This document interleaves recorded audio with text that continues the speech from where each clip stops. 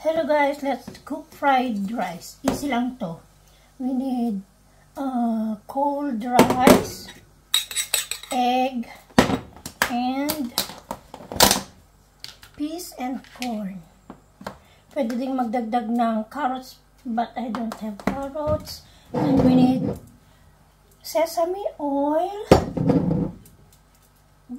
soy sauce, black pepper,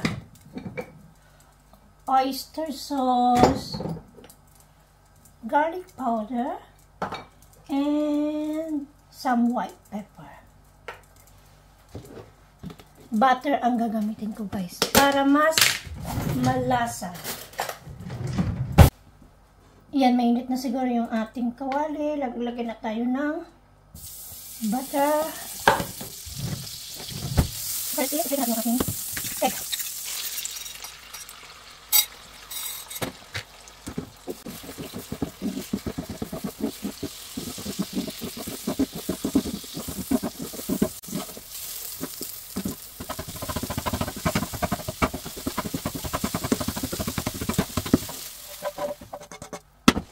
Next is yung aking vegetables.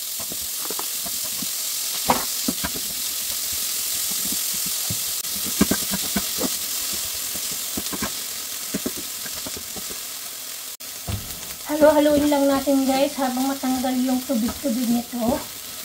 May tubig kasi siya. Ito. Since mga frozen ang mga gamit ko dito. May tubig pa yun.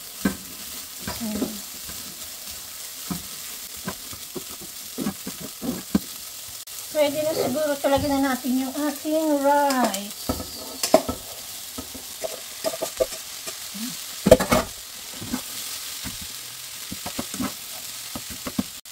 Then, lagyan na natin yung ating egg.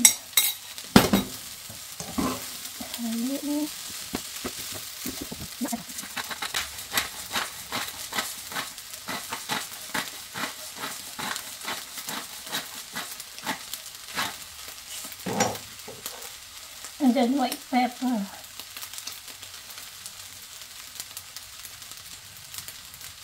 Pwede na rin di kayo magdagdag ng white pepper guys.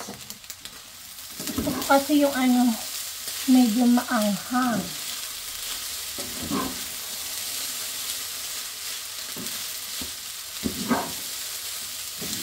And then garlic powder.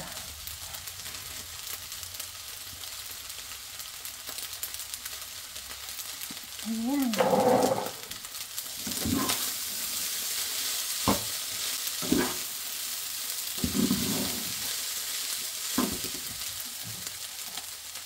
And magdagdag ako ng butter.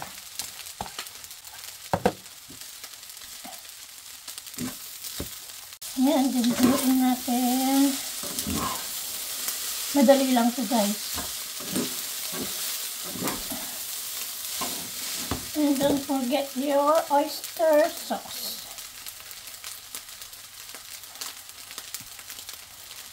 Soya sauce.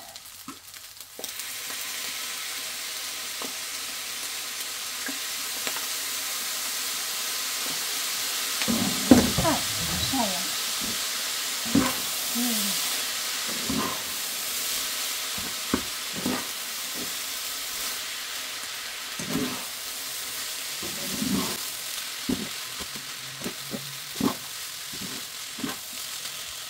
And of course, naglalagay ako talaga ng MSG guys, pero this is optional.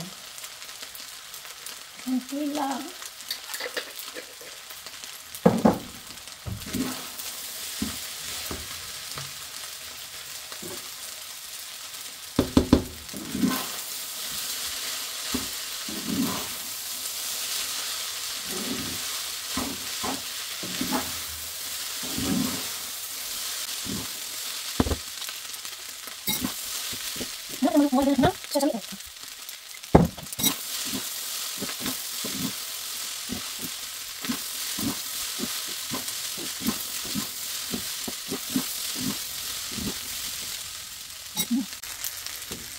Guys, sobrang dali lang gawin ito. Pwede din kayo magdagdag ng karne, sausage, ham,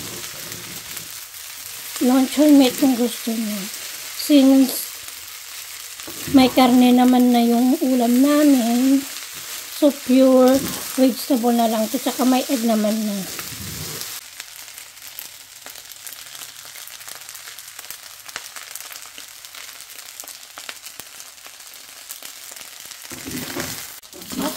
Okay guys, tapos na ito. Isang ano na lang.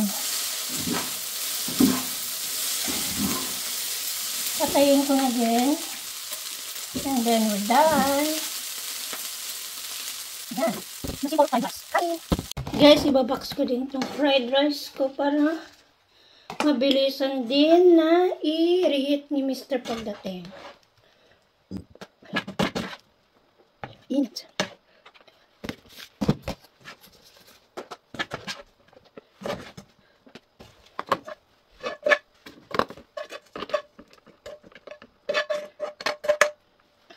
Ayan, tapos na. Ito na guys, ang ating fried rice. May 3 box din. Ayan. Lagay ko din sa fridge. Yung dalawa, iwan ko yung isa kay Mr.